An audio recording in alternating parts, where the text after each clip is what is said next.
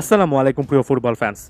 Julian Alvarez এবং Lautaro Martinez Argentina দুজন number 9 এবং গতানুগতিক একটা সিস্টেম অনেকদিন ধরে ছিল যে দুজনের মধ্যে যে কোনো একজন খেলবেন, বাকি একজন স্টার্টিং লাইনআপে থাকবেন না, বদলি হিসেবে মাঠে নামবেন। তবে স্কালোনি শুধুমাত্র কোপা আমেরিকা কিংবা কোপা আমেরিকার পরবর্তীতে চিলির বিপক্ষে এই ম্যাচে নয়, এর অনেক আগে থেকে কিন্তু এখানে একটা বড় রকমের পরিবর্তন আনতে যাচ্ছিলেন।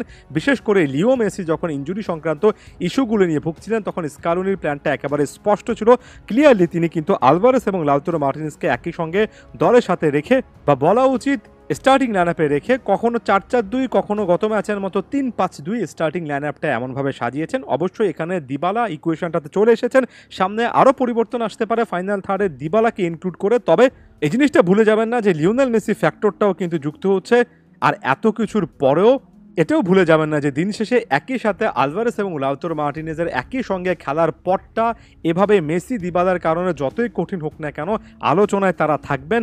অনেক বেশি করে স্কালোনি এমন টাইপের জিনিসপত্রে বারবার ফিরে আসবেন, কারণ সত্যিকার অর্থে তাদের কোয়ালিটি আর্জেন্টাইন ফুটবলকে বারবার এদিকে নিয়ে আসবে। একই সঙ্গে দুজন নাম্বার 9 একে অপরের সঙ্গে যে বেশ ভালো একটা বন্ডিং তৈরি করতে পারেন, সেটা কিন্তু সর্বশেষ ম্যাচে স্পষ্ট দেখা গিয়েছে।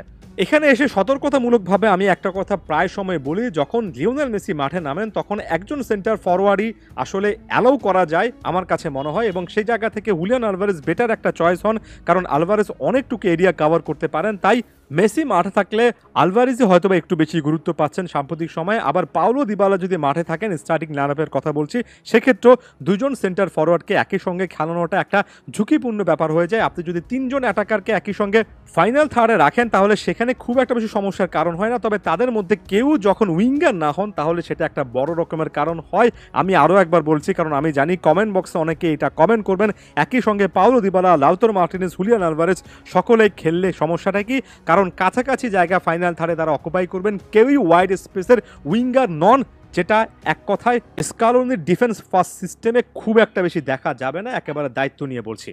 দিবালা এই ইকুয়েশনটাতে কোন জায়গায় থাকবেন সেটা পরবর্তী একটা ভিডিওতে আমি ব্যাখ্যা করব। তবে আমার কাছে মনে হয় লাউতারো মার্টিনেজ এবং হুলিয়ান আলভারেজ যে আছেন, এবং পরবর্তী ম্যাচে হয়তোবা তাদের দুজনকে দিয়ে স্টার্ট করা হতে পারে, এটার পেছনে একটা বড় রকমের যুক্তি কিন্তু স্কালোনি ম্যাচের পর প্রেস কনফারেন্সে দিয়ে ফেলেছিলেন। বলেছিলেন আলভারেজ এবং লাউতারো মার্টিনেজকে একই সঙ্গে খেলানোটা অনেক সময় দলের জন্য ভালো, কারণ তারা দুজনই নাম্বার 9 বা স্ট্রাইকার হলেও একে অপরকে কমপ্লিমেন্ট করে খেলতে পারেন। একেবারে সহজ কথায়, একজনের খেলায় যে স্কিলটা বা যে স্টাইলটা অনুপস্থিত, আরেকজনের খেলায় সেটাকে কিন্তু উপস্থিত দেখা যায়, সেটা খুঁজে পাওয়া যায়।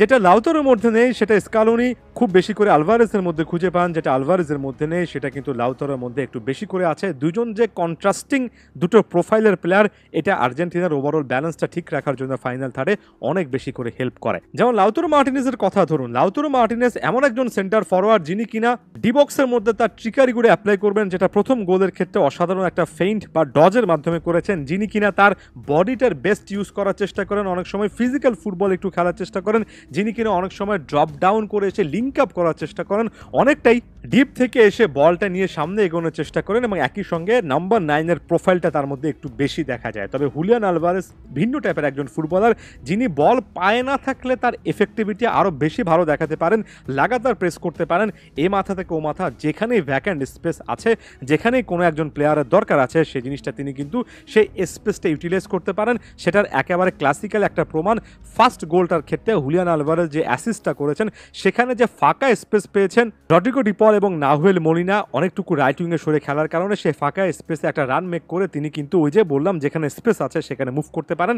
কন্ট্রাস্টিং বা ভিন্ন ধরনের দুটো প্রোফাইল বলে তাদেরকে একই সঙ্গে খেলানোর ক্ষেত্রে স্কালোনি একটু বেশি করে কিন্তু প্রেফারেন্স দিচ্ছেন, সামনে আরও বেশি করে প্রেফারেন্স হয়তোবা দেবেন। তাই যে কোনো ইকুয়েশনে আপনি মেসি ফ্যান হতে পারেন, দিবালা ফ্যান হতে পারেন, সমস্যার কারণে তাদের গেম টাইম নিয়ে আমরা অবশ্যই আলাপ করবো।